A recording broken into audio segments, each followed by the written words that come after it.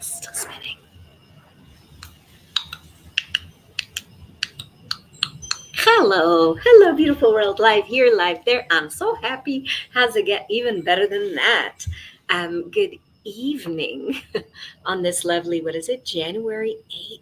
Good evening on this beautiful January 8th. It is gloriously sunsetty over here and absolutely beautiful. And I am so grateful to be alive on this amazing planet. I mean, truly, just wow. Sorry, this too good to be true, man. Look at that. And can you see the volcano back there? Wow. Now I know on my Insta you can see the depth of colors um, on this other stuff. You may not, but anyway, how did we get so lucky? And how does it get any better than that? And I guess I don't have to plug me back in. My name is Rachelsilber, and I, amongst other things, being a human being who absolutely adores being on this planet, I'm also an access consciousness facilitator.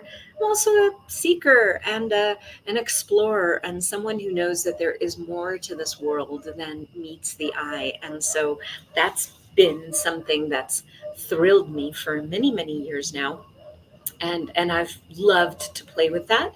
And so when I use the access consciousness tools, if anything, and you need more information, somewhere below this, you'll be able to find links to search, to learn, to explore, to find amazing resources, and to enjoy yourself far more than you've ever been willing to at the moment. So this is musings and contributions, whatever the heck pops up for me on pretty much every day during this month because I felt like it, because I haven't been regularly showing up and playing and contributing on YouTube and on Facebook and definitely on Instagram for a long time. And so this is fun for me and I wanted to play. So welcome. And what is today's topic? By the way, those who watched yesterday, remember I said I always write on my hand, not always, not like a have to kind of thing, but I generally put this reminder for myself. So this goes with yesterday's music and contribution, the reminder to be myself, hence BE, and the E has E, J, and G, and it stands for this. Let me click on it. You can see it there on the YouTube. Here you can't, I'm sorry, but I'll tell you what it is. All of life comes with EJG, ease, joy, and glory. And I have it as a reminder for myself each day because, I mean, why the heck not? So, topic for today is kind of two ways. We'll see if I get to both or just one. ADD brain kind of goes in multiple directions. But I noticed something today when we got together as a family and we're discussing some of our upcoming plans. We are a family who kind of weaves in and out of the world in different ways. We function differently and we look at things kind of differently as a group in how we do things, and very not the norm and very strange, I guess you could say. We're just a little bit on the different side. And for us, that works. And even in the conversation where we're looking, if we would like to choose what we'd like to have in our life, what would we actually be willing to choose? And looking from that kind of direction, we were still noticing, I was noticing, where myself and it's my husband and the kids were going to kind of this is the way it is. This is this reality. This is how things are supposed to work. And we live in a very conclusionary reality. People here don't teach us to ask questions. People here teach us that this is the way things are. They're very linear, they're very logical, they're very much like this, and this is the way we do things. Step one, step two, step three, step four. And if you go online and you look for different programs, different ideas, different things, they're also very, very linear.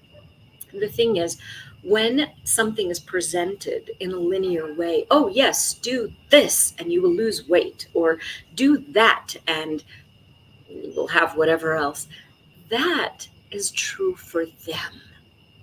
That's what worked in that one situation, in that one time, in that one way for them. But it does not mean that their conclusion, their system, their way is necessarily going to function for you. And that's what's really cool. The gift of access consciousness for me when I found it, and it's been a gift and a curse, kind of combined. It's actually been a gift, but for a person who's been looking for someone else to clue them in or to give them the answer or what is the magic pill or anything like that, we're often looking for someone else to do that, and that's not trusting ourselves. So, where I was looking for, just give me the right answer, tell me what I need to do to fix me or to fix this in life or whatever the case is, I was given a question instead. And I love that and hate it simultaneously. I'm gonna be real frank and honest here. Sometimes it's a pain in the ass to be gifted another question. But a question is what gets you out of the conclusion. A question is what allows you to get out of the sort of the algorithm, the program, the consistency that you've been in. A question allows you a step forward into possibilities and not replaying what was in the past or replaying what worked for other people in that moment in time that they've taken and boxed and labeled and said, this is my system, here it is, a gift for you. That may be something that worked for them, not necessarily something that works for you. So the gift of access consciousness for me has been to live in the question. Sometimes I forget. We'll be very, very honest. Sometimes I forget. And I catch myself, just like in this afternoon's conversation with the family. Sometimes we go to, well, this is the way it is. But if this is the way it is, what other possibilities are we allowing? What question could we ask? How could we turn something and look at it from a different direction to be able to see something entirely different? So what possibilities are hidden all around us that we're not willing to look at simply because we are so steadfastly going in the way that we have predetermined, predecided, assumed, whatever you want to call it, that this is the way it is. So anytime we catch ourselves saying, I'm going to repeat something my son said, I don't have time to do this. Well, we're all gifted the same amount of time on the planet. I mean, different length, I suppose, but it's, 24 hours in a day, 7 days a week. And it's not linear anyway. Time, if you look at it, in a different perspective, is spherical. It isn't necessarily linear. It functions according to our perspective, to our points of view. It's just a different kind of thing. So when we go to, I don't have enough time, or I can't do this because, you're looking for a reason and a justification for why you can't. You're looking to support what you've already decided. Now, the word decide is something really interesting. I looked it up on an etymology website, and it's very fascinating. It comes from the Latin decaedere. And what does it mean? To cut off. Every time you decide something, this is the way it is, you create a decision. Anything that doesn't align and agree with it, anything that doesn't match it in some way, anything that doesn't support that particular decision is cut off. Literally, it means to cut off. So you are cutting off anywhere and everywhere that you could be receiving or perceiving or noticing or becoming aware of or being enticed by or embracing or acknowledging anything that doesn't match that decision, which is a really fascinating place to be in, because what you're doing when you decide, when you go to a conclusion, when you go to a decision, to a judgment, to anything like that, anything that doesn't match it just gets eliminated. So rather than including more in your world of possibilities, rather than noticing more in your world of possibilities, you're shrinking, thinking your entire universe to fit whatever it was that you've predetermined has to be, whatever it is that your conclusion is. Does that work for you? So what do we do instead? We ask questions. Questions. So it's really cool to be able to ask an open-ended question. What choice can I make now? that I've never chosen before. And what what would it create? If I choose this, what would my life be like in the next 5 years? If I don't choose this, what would my life be like in the next 5 years? Okay. And what do we do when we ask questions? We follow our knowing. How do you know? I'm going to go back to this lovely thing. I know I've shown it here before.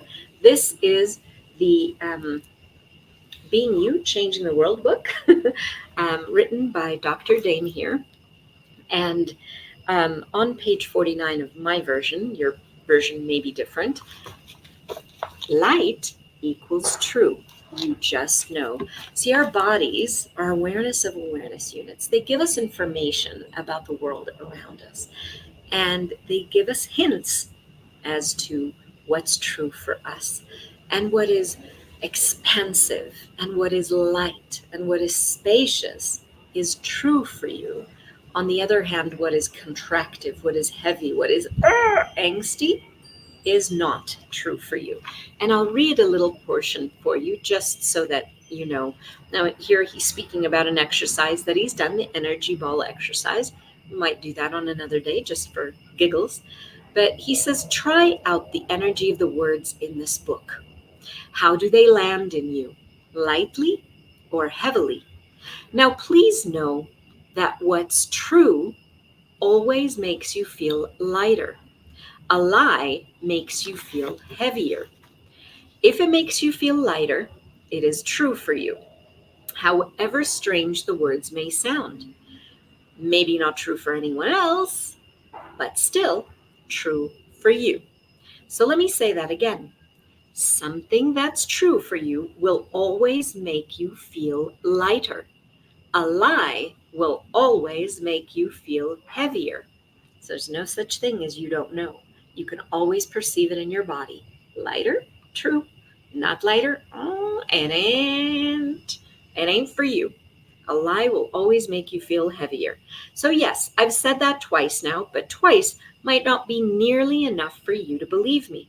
You see, one of the rules of this reality is that you are not supposed to be able to just know. Yet it is one of your more basic capacities. This is a way of knowing everything that is right for you and everything that is wrong for you. But because we're taught that we can't just know, we spend our entire lives trying to figure everything out and decide and conclude and judge and what have you. What if you just know? What if it is much simpler and much quicker than trying to figure anything out? Which is quicker, thinking or knowing? Knowing, right? Well, what if what is true for you just makes you feel light and what's not doesn't? Haven't you wanted an easy way to have an awareness of what is true for you your whole life? Wouldn't that make your life a whole lot easier? Well, then, here it is again. The truth always makes you feel lighter. A lie always makes you feel heavier.